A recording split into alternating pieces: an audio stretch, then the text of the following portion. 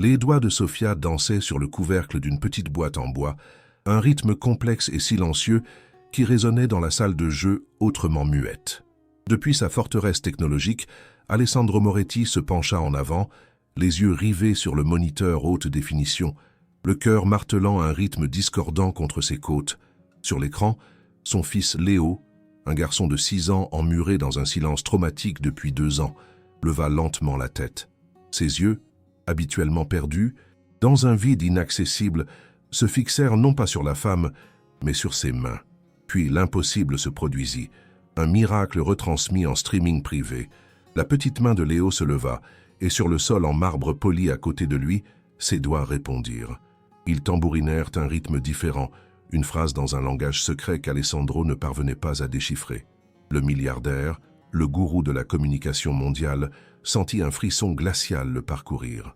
Son fils, muet depuis 20 conversait, et lui, son père, n'était qu'un spectateur impuissant, un intrus espionnant un mystère sacré auquel il n'avait pas été invité. La question le frappa avec la force d'un coup de poing. Qui était cette femme, et quelle sorcellerie utilisait-elle pour atteindre son fils là où lui avait si misérablement échoué? L'ironie de sa situation était une torture quotidienne. Lui, Alessandro Moretti, l'homme qui avait bâti un empire de plusieurs milliards d'euros en créant des logiciels qui connectèrent le monde, était pathétiquement incapable de communiquer avec la personne qu'il aimait le plus. Son visage, toujours impeccable et élégant, était un masque qui cachait une âme épuisée et méfiante. Depuis la mort de sa femme, 2 ans plus tôt, il s'était transformé en un gardien obsessionnel, remplissant sa villa isolée dans les collines de Lombrie de caméras, convaincu que la surveillance était une forme de protection, une métrique de contrôle sur le chaos de la douleur.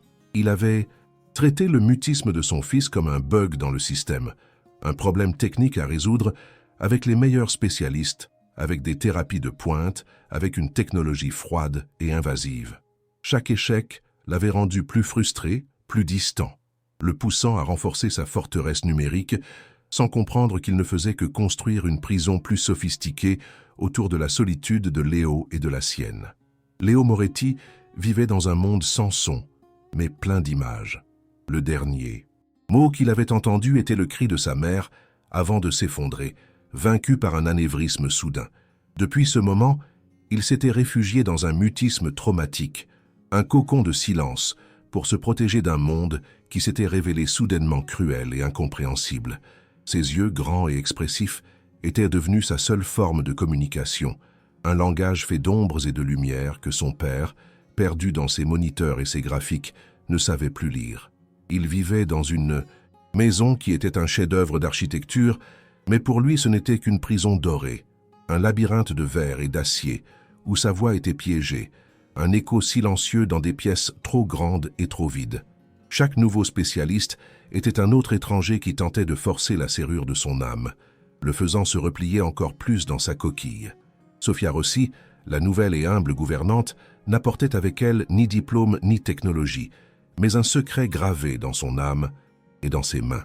Son visage doux et ses yeux patients cachaient une connaissance qu'aucune université ne pouvait enseigner. Elle avait grandi avec une sœur cadette, née avec une condition qui l'empêchait de parler. Dans un monde qui ne voyait que le silence de sa sœur, Sofia avait appris à sentir un univers d'expression. Ensemble, enfants, elles avaient inventé leur langage secret, un système de communication tactile, intime et complexe. Ce n'était pas la langue des signes officiels, mais quelque chose de plus personnel, une sténographie du cœur.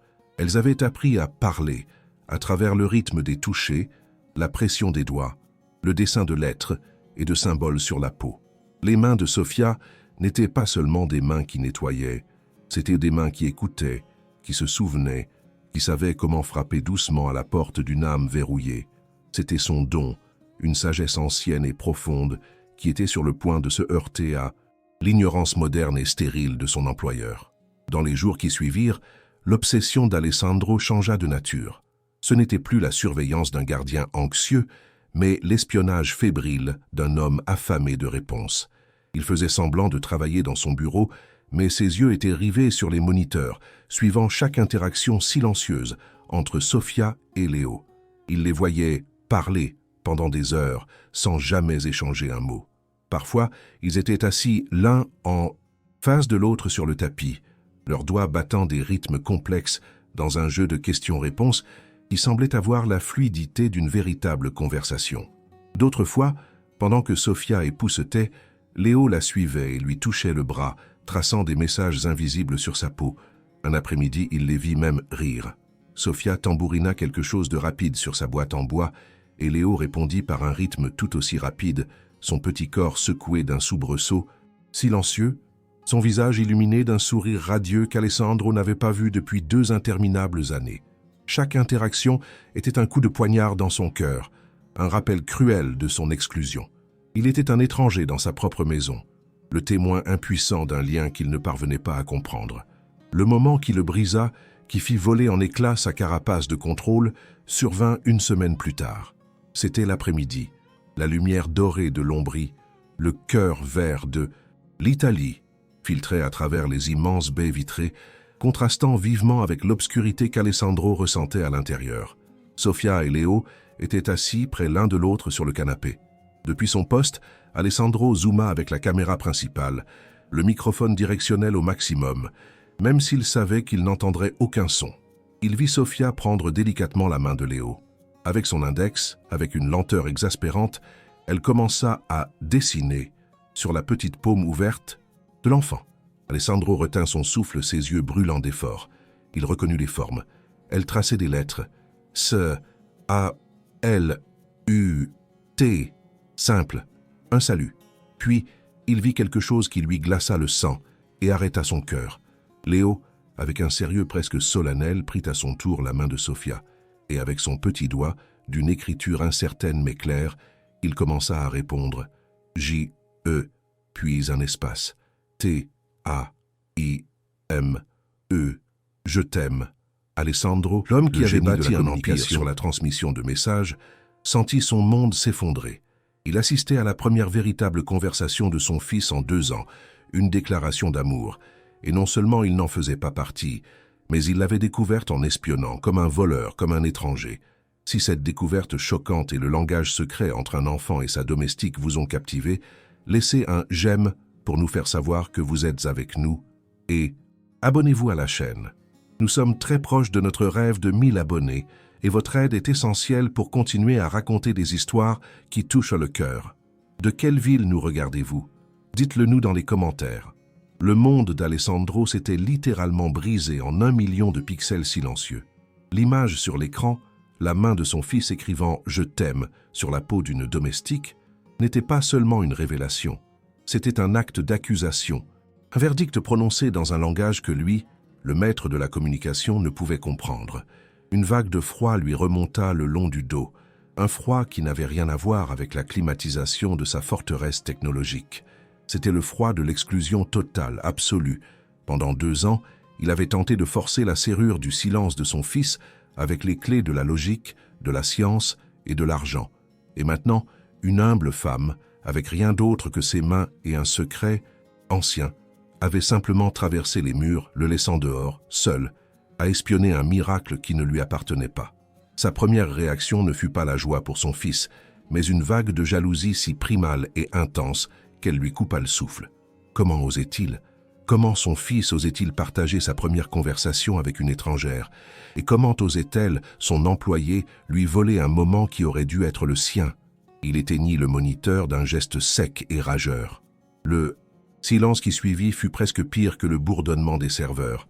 C'était un silence vide, dépourvu de ce petit et fragile signe de vie qu'il venait d'intercepter. Il se leva, sa silhouette grande et impeccable, projetant une longue ombre dans la pièce semi-obscure. Il traversa la villa à pas mesurés, son esprit tournant à plein régime, non pour comprendre l'émotion, mais pour analyser le processus. Ce ne pouvait être de la magie. Il devait y avoir une technique, une méthode, un système. Et s'il y avait un système, il pouvait l'apprendre, l'optimiser, en prendre le contrôle. Il n'allait pas remercier Sophia. Il allait l'interroger, lui extraire le code source de ce petit miracle pour pouvoir le reproduire et, enfin, le posséder. Il était encore piégé dans sa mentalité de programmeur, convaincu que même le cœur d'un enfant pouvait être déchiffré et piraté si seulement on avait le bon mot de passe. Il ne savait pas encore que le prix de ce mot de passe serait l'effondrement total de son orgueil. Il trouva Sofia et Léo encore sur le canapé. L'enfant s'était endormi, la tête posée sur ses genoux, une image de paix et de confiance si profonde qu'elle était presque douloureuse à regarder. Pour la première fois depuis des années, le visage de Léo était complètement détendu, sans cette tension perpétuelle qui le faisait ressembler à un petit soldat âgé dans une tranchée. Sofia leva les yeux quand Alessandro entra, ses yeux calmes ne montrant aucun triomphe, mais seulement une compassion tranquille. « Monsieur », murmura-t-elle, portant un doigt à ses lèvres pour ne pas réveiller l'enfant. Mais Alessandro ignora la scène. Son regard était celui d'un ingénieur inspectant un mécanisme. « Quelle est la technique que vous utilisez ?» demanda-t-il, sa voix basse et contrôlée, dénuée de toute chaleur. « J'ai vu sur les moniteurs, les tambourinements, les dessins sur la main. Est-ce une sorte de code? Une méthode spécifique ?» Il demandait un mode d'emploi pour l'âme de son fils. Sofia le regarda, et pour la première fois, elle vit au-delà du milliardaire, au-delà de l'employeur. Elle vit un homme effrayé et désespérément seul. Elle secoua lentement la tête. « Ce n'est pas une technique, monsieur, » répondit-elle doucement. « C'est juste un jeu, un langage. Je l'ai appris enfant avec ma sœur. Il n'y a pas de règles écrites. » Sa réponse, si simple et illogique, irrita Alessandro. « Tout a des règles, » rétorqua-t-il, sa voix se faisant plus dure. « Montrez-moi. Montrez-moi comment faire. Je dois apprendre. » C'était un ordre, pas une demande. Sofia hésita, comprenant l'erreur qu'il était sur le point de commettre, mais elle n'osa pas le contredire. Avec Léo, qui dormait encore, elle prit la main d'Alessandro, une main grande et forte, habituée à signer des contrats et à conclure des accords, et tenta de lui montrer comment tracer les lettres, comment transmettre les mots par le toucher. Mais comment pouvait-elle lui expliquer que le secret n'était pas dans le mouvement des doigts, mais dans l'intention du cœur? Comment pouvait-elle lui enseigner un langage qui n'était pas fait de lettres, mais d'âme? Plus tard, après que Sofia se fut retirée, Alessandro essaya. Il trouva Léo réveillé, assis sur le tapis. Il s'agenouilla devant lui, se sentant maladroit et inadéquat. « Léo !» dit-il, et l'enfant le regarda de ses yeux vides habituels. Alessandro prit la petite main de son fils. Elle était si chaude, si fragile. Il essaya de se souvenir des mouvements de Sofia. Avec son index, il essaya de dessiner un C, mais son toucher était raide, impatient, presque clinique. Il ne communiquait pas, il exécutait une opération. Léo sentit immédiatement la différence. Il sentit l'anxiété, la frustration, le manque de chaleur. D'un coup sec, il retira sa main, comme s'il s'était brûlé. Il se recroquevilla sur lui-même, ramenant ses genoux contre sa poitrine, et le mur de silence se releva, plus haut et plus épais qu'auparavant. Las, petite lueur de connexion que Sofia avait allumée s'était éteinte, laissant une obscurité encore plus profonde. L'échec fut une humiliation cuisante, un affront que l'ego d'Alessandro ne pouvait supporter. Et comme souvent, la frustration se transforma en colère, une colère qui avait besoin d'une cible. Il trouva Sofia dans la cuisine et sa voix, cette fois, n'était pas contrôlée. Elle était tranchante, accusatrice. « Qu'avez-vous fait ?» siffla-t-il. « C'était un tour, n'est-ce pas? Vous avez créé une sorte de dépendance, une loyauté uniquement envers vous. Maintenant, il ne répond plus à personne, même pas à moi. Vous ne l'aidez pas, vous l'isolez encore plus. » Chaque mot était une injustice, une projection de sa propre inadéquation. Il accusait la guérisseuse de son incapacité à utiliser le remède. Puis il prononça la sentence. « Je vous interdis d'utiliser à nouveau ce « jeu » avec lui. C'est clair? J'ai appelé une nouvelle équipe de spécialistes. Ils analyseront les vidéos et développeront un protocole officiel. Vous contentez-vous de nettoyer. Avez-vous compris? C'était un acte d'auto-affirmation désespéré et cruel, une tentative de reprendre le contrôle en détruisant la seule chose qui avait fonctionné. Les jours qui suivirent furent une agonie. La villa replongea dans un silence de mort, un silence qui était maintenant encore plus lourd, car tout le monde savait ce qui avait été perdu. Sofia obéit, le cœur brisé. Elle nettoyait autour de Léo comme s'il était un meuble précieux, évitant tout contact, tout regard prolongé. Et Léo régressa. La petite lumière qui s'était allumée dans ses yeux s'éteignit à nouveau. Il cessa même de regarder les mains de Sofia. Il devint un fantôme, une ombre qui se déplaçait dans les pièces sans laisser de traces. Alessandro observait tout depuis ses moniteurs. La technologie qui devait lui donner le contrôle ne lui montrait plus que l'image parfaite et en haute définition de son désastre. Il voyait la distance croissante, le vide qui s'élargissait, et comprenait dans un coin terrifié de son esprit qu'il avait commis une erreur catastrophique. Mais son orgueil était une forteresse encore plus impénétrable que sa villa. Le point de rupture, le nadir de son désespoir, arriva une nuit. Il ne parvenait pas à dormir. Il se rendit à son bureau, son sanctuaire de solitude. Sur l'écran principal, il y avait l'image de la chambre de Léo.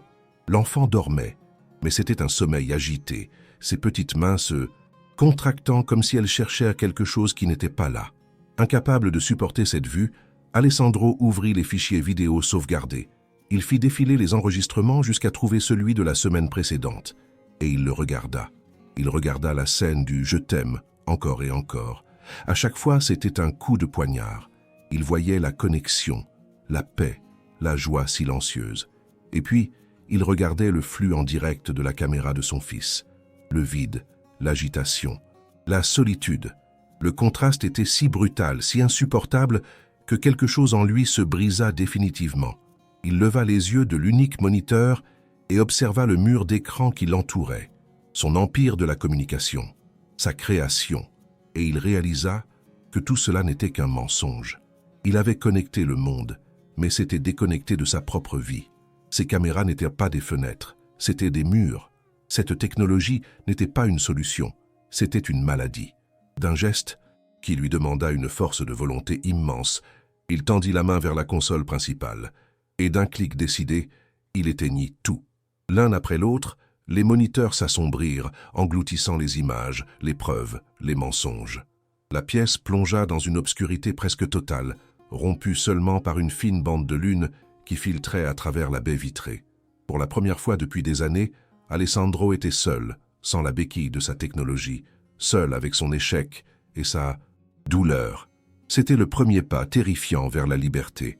Il quitta son bureau, son mausolée de contrôle, et marcha à tâtons dans sa propre maison, maintenant sombre et silencieuse. Ses pas résonnaient différemment, plus humains. Il cherchait Sofia. Il la trouva dans la cuisine, assise à la grande table en bois, une tasse de tisane entre les mains, plongée dans la pénombre. Elle semblait être la seule chose réelle et chaleureuse dans cette maison de fantômes. Il s'arrêta sur le seuil, un géant rendu petit par sa propre faute. Sofia leva les yeux, et dans son regard il n'y avait pas de triomphe, pas de « je te l'avais bien dit ». Il n'y avait qu'une compassion calme et profonde, une attente patiente. Alessandro ravala son orgueil, une bouchée amère qui avait le goût de la cendre et du regret. Sa voix, quand elle sortit enfin, était presque méconnaissable, dépouillée de toute arrogance, brisée par la vulnérabilité. « Qu'est-ce que vous vous disiez ?» demanda-t-il, faisant référence à ce jour, à ce message sur la main. Sofia posa sa tasse et le regarda, lui permettant de voir toute sa fragilité. Sa réponse fut simple, directe et dévastatrice. « Il me parlait de sa mère », dit-elle doucement, sa voix un baume et une lame à la fois. « Il m'a dit qu'il se souvient de son parfum. Et puis, il m'a dit qu'il a peur. Il a peur que vous aussi, un jour, vous puissiez partir et ne plus revenir, comme elle l'a fait. » La révélation frappa Alessandro avec la force d'une onde de choc lui coupant le souffle. Le silence de son fils n'était pas un défaut, ce n'était pas un rejet, c'était une armure forgée par la peur la plus ancienne et la plus terrible de toutes, la peur de l'abandon. À cet instant, Alessandro comprit tout. Il comprit la profondeur du traumatisme de son fils et la superficialité de sa propre compréhension. Les larmes se mirent à couler sur son visage, des larmes de douleur, de honte, d'un amour qu'il comprenait. Enfin, comment exprimer?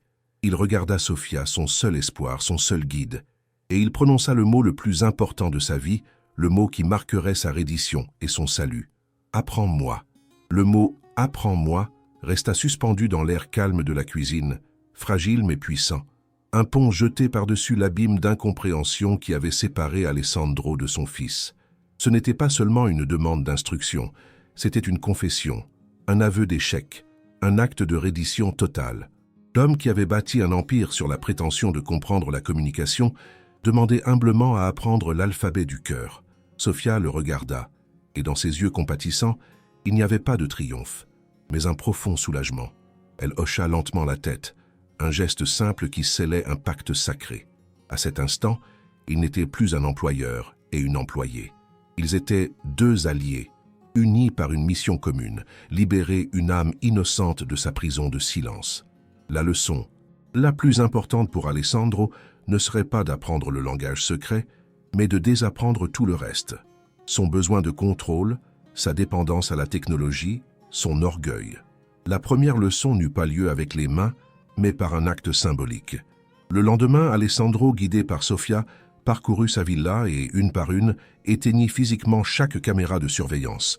Les objectifs sombres, qui avaient été autrefois ses yeux tout-puissants, devinrent aveugles, muets. Ce fut un acte de libération, une façon de déclarer que sa maison n'était plus un laboratoire ou une prison, mais redevenait un nid. Pour la première fois depuis des années, la villa fut libérée des regards électroniques, remplie uniquement de la présence humaine. Léo, qui avait toujours perçu ses objectifs comme des yeux froids et jugeurs, sembla sentir le changement dans l'air. Il y avait une légèreté nouvelle, une intimité retrouvée qui lui permettait de respirer un peu plus profondément. Alessandro, privé de ses moniteurs, se sentit nu, vulnérable, mais aussi étrangement libre. Il était contraint de sortir de son bureau, d'être présent, d'utiliser ses vrais yeux, ses vraies oreilles. L'enseignement du langage secret commença avec une lenteur presque exaspérante. Sofia expliqua à Alessandro qu'il ne s'agissait pas de mémoriser un code, mais d'apprendre à ressentir. La première leçon porta sur le rythme. « Chaque émotion a son propre battement, monsieur, » lui dit-elle. La joie est rapide et légère, comme une pluie d'été. La tristesse est lente et lourde, comme un tambour lointain. La peur est un rythme brisé, incertain.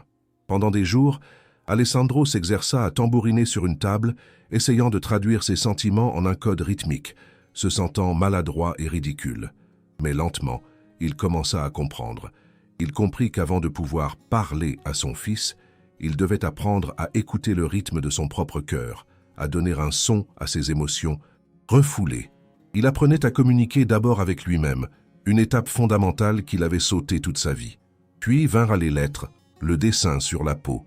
Sofia lui montra comment le toucher devait être délicat mais ferme, comment chaque lettre devait être tracée avec intention, avec amour. La peau n'oublie pas, monsieur. Elle sent tout. Elle sent votre hâte, votre anxiété. Vous devez être calme. Votre main doit être une plume, pas un stylo. Alessandro essaya sur sa propre main, puis sur celle de Sofia. Au début, ses mouvements étaient raides, incertains, mais peu à peu, il commença à se détendre. Il découvrit une intimité dans ce geste qui le bouleversa. Communiquer de cette manière exigeait une proximité, une confiance, une vulnérabilité que la communication verbale masque souvent. Il apprenait que les mots les plus vrais ne sont pas ceux que l'on dit, mais ceux que l'on sent, ceux qui se transmettent par la chaleur de la peau. Le jour où il essaya de nouveau de parler, Aléo fut chargé d'une tension presque insupportable. Ils s'assirent sur le tapis, sans caméra pour les observer, seulement la présence calme de Sofia à quelques pas de là. Alessandro n'essaya pas tout de suite de prendre la main de son fils. Il commença à tambouriner sur le sol un rythme lent, hésitant, le rythme de sa peur, de son espoir. Léo le regarda, la tête inclinée, puis avec une lenteur infinie, il tendit sa petite main et la posa sur le genou de son père. C'était une invitation. Le cœur battant, Alessandro prit cette petite main dans les siennes. Il n'essaya pas de dire des mots complexes. Avec une délicatesse qu'il ne se connaissait pas, il traça lentement une seule lettre sur la petite paume, P, puis une autre, A, et encore une autre, P, et enfin l'accent, A, papa. Léo resta immobile, sa main dans celle de son père. Ses grands yeux fixèrent ceux d'Alessandro, et pour la première fois, ils n'étaient pas vides. Il y avait une lumière, une question, une reconnaissance. Puis, d'un mouvement presque imperceptible, il serra ses doigts autour de ceux de son père. Il ne répondit pas avec des lettres, mais par ce simple geste, il dit tout. Il dit « Je te vois ». Il dit « Je te sens ». Il dit « Continue ». Pour Alessandro, cette petite poignée fut plus éloquente que n'importe quel mot. Ce fut le début d'un dialogue, un fil fragile, mais incroyablement fort, qui commençait à se tisser entre eux. Les larmes lui montèrent aux yeux, mais cette fois, ce n'étaient pas des larmes de frustration, mais d'une joie si pure et intense qu'elle en était presque douloureuse. Il venait de prononcer son premier vrai mot en tant que père. Dans les mois qui suivirent, La maison se remplit d'une nouvelle forme de conversation. Le silence n'était plus vide, mais chargé de signification. Alessandro et Léo passaient des heures à se parler avec les mains, construisant leur propre vocabulaire, fait de mots, de rythmes et de gestes. Alessandro découvrit un monde entier à l'intérieur de son fils. Ses peurs, ses rêves, ses souvenirs fragmentés de sa mère. Léo, se sentant enfin compris, écouté, commença à sortir de sa coquille. Son apathie se transforma en curiosité, son regard perdu en un regard attentif et vif. La thérapie avec les nouveaux spécialistes, qui travaillaient désormais en collaboration avec Sofia, fit des pas de géant. Mais la vraie thérapie avait lieu chaque jour, sur le tapis du salon, à travers le langage. Secret que seul lui et son père partageaient. Ils reconstruisaient leur lien, une touche à la fois. Un après-midi, alors qu'il lisait un livre d'images, Alessandro dessinant les mots sur la main de Léo pendant qu'ils regardèrent les illustrations, le second miracle se produisit. Ils étaient devant l'image d'un lion. Alessandro, souriant, traça les lettres L-E-O sur sa main. Léo le regarda, puis regarda l'image du lion. Et puis, d'une voix qui n'était guère plus qu'un murmure, un son. Rauque et incertain après un long silence, il prononça un mot. Un seul, petit, immense mot. Papa. Le mot flotta dans l'air, incroyable, presque irréel. Alessandro se figea, convaincu de l'avoir imaginé. Il se tourna lentement vers Sofia, qui se tenait près de la fenêtre, ses yeux pleins de larmes qui confirmaient que ce n'était pas un rêve. Il se retourna vers son fils, qui le regardait avec un petit sourire timide. « Papa », répéta Léo, cette fois un peu plus fort, un peu plus sûr. Alessandro le serra dans ses bras, enfouissant son visage dans ses cheveux, et pleura. Un pleur libérateur qui lava 2 ans de douleur, de culpabilité et de silence. Son enfant était de retour, sa voix était de retour, et leur vraie vie ensemble venait de commencer. Aimez-vous cette histoire? Votre approbation nous aide à continuer à raconter des histoires de justice et de rédemption. Laissez un « j'aime » et abonnez-vous à la chaîne pour ne pas manquer la fin heureuse et la renaissance de cette famille. Maintenant, continuons avec la vidéo pour découvrir comment ils vont reconstruire leur vie. Le premier mot de Léo fut comme la première fleur qui éclot après un hiver long et rigoureux. Un événement mineur, mais d'une immense puissance symbolique. La preuve que la vie, même sous le gel le plus profond, n'avait jamais abandonné. Ce seul mot, papa, ne fut pas la fin du voyage, mais le début d'un nouveau chapitre. Un chapitre où le silence n'était plus une prison, mais un choix. Un lieu de paix où retourner, non plus pour se cacher, mais pour se reposer. La maison, autrefois une forteresse de verre et d'acier, se transforma en un nid, dont les fondations n'étaient plus le ciment et la technologie, mais la patience, l'empathie et un langage secret qui restait leur lien le plus intime et le plus précieux. Alessandro, l'homme qui avait tenté de contrôler le monde avec des algorithmes, avait enfin appris que l'âme humaine ne répond pas à des commandes, mais à des invitations, et que la communication la plus vraie est celle qui naît de l'écoute, et non de la transmission. Alessandro prit une décision qui choqua le monde des affaires. Par un communiqué de presse concis et sans détail, il annonça sa démission du poste de PDG de sa propre entreprise, vendant la majorité de ses parts. Le génie de la communication se retirait, mais pas pour prendre sa retraite. Il sentait qu'il avait une nouvelle mission, une vocation née de son propre échec et de sa rédemption ultérieure. Avec Sofia, qui était entre-temps passée de son guide à sa compagne de vie, il créa une fondation. Non pas une organisation caritative impersonnelle, mais un centre de recherche et d'accueil dédié au développement de méthodes de communication alternatives pour les enfants non-verbaux. Ils l'appelèrent la méthode Sofia, honorant la sagesse simple et profonde d'où tout était parti. Leur villa, autrefois symbole d'isolement, devint le siège de la fondation, ses grandes pailles vitrées s'ouvrant désormais sur le monde, accueillant des familles qui, comme eux, s'étaient senties perdues dans le silence. Léo, pendant ce temps, grandissait, entouré d'un amour qui savait désormais s'exprimer de 1000 manières différentes. Il ne devint pas un enfant bavard. Il resta une âme calme, réfléchie, un observateur attentif du monde. Mais son mutisme n'était plus traumatique. Il était devenu une partie de son caractère, une langue maternelle silencieuse à laquelle il préférait parfois revenir. Il parlait quand il se sentait en sécurité, quand il sentait que ses mots étaient nécessaires, mais sa forme de communication préférée restait le langage des mains. Pour lui, c'était une langue plus honnête, plus directe, une langue qui ne pouvait pas mentir. Voir son père et Sofia se parler ainsi, échangeant des messages silencieux à travers la pièce d'un simple toucher ou d'un rythme frappé sur la table, était pour lui la plus grande assurance de leur lien, la preuve que sa langue n'était pas un défaut, mais un don que sa famille avait appris à aimer et à partager. La relation entre Alessandro et Sofia s'était consolidée en un amour mûr et tranquille, né non pas d'une passion dévorante, mais de l'estime mutuelle, de la vulnérabilité partagée et d'un projet de vie commun. Il admirait en elle sa force calme, son intelligence émotionnelle, sa capacité à voir au-delà de la surface des choses. Elle aimait en lui sa capacité à changer, son humilité à admettre ses erreurs, son dévouement total à Léo. Ils n'étaient pas un couple conventionnel. Leur intimité était faite de longues conversations silencieuses, de mains qui se cherchaient, d'une compréhension qui allait au-delà des mots.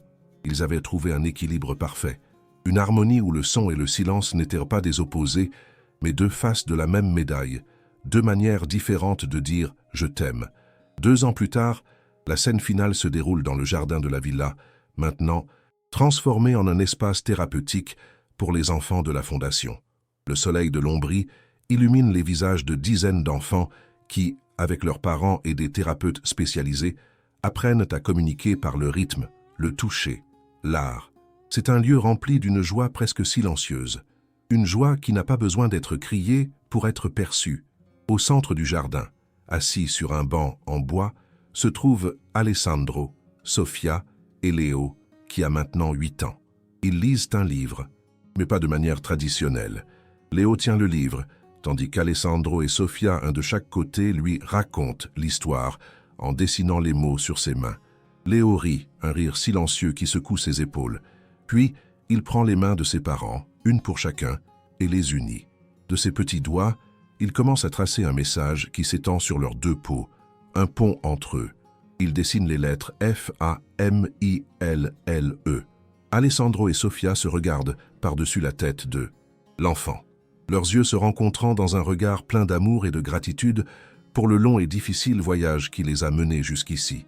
Leur histoire n'est plus seulement celle d'un père et d'un fils qui ont appris à se parler, mais elle est devenue l'histoire d'une famille qui a trouvé sa propre langue unique, prouvant au monde que la communication la plus profonde n'a pas toujours besoin de sons, et que le silence, quand il est plein d'amour, peut contenir plus de sens que tous les mots du monde.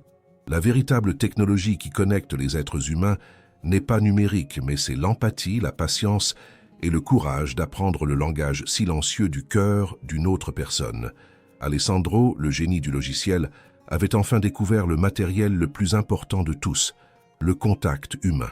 Et dans cette découverte, il avait trouvé non seulement la voix de son fils, mais aussi la sienne. Sa vraie voix, non pas celle de l'homme d'affaires prospère, mais celle du père, du compagnon, de l'homme qui avait appris à transformer son plus grand échec en sa plus grande victoire, une victoire silencieuse mais assourdissante dans sa beauté. Pensez-vous que la technologie peut vraiment remplacer la communication humaine, ou y aura-t-il toujours un besoin de contact et d'empathie? Laissez un like si vous croyez au pouvoir des langages non-verbaux. Abonnez-vous pour plus d'histoires qui explorent les différentes manières dont les cœurs humains se connectent. Commentez le langage du cœur.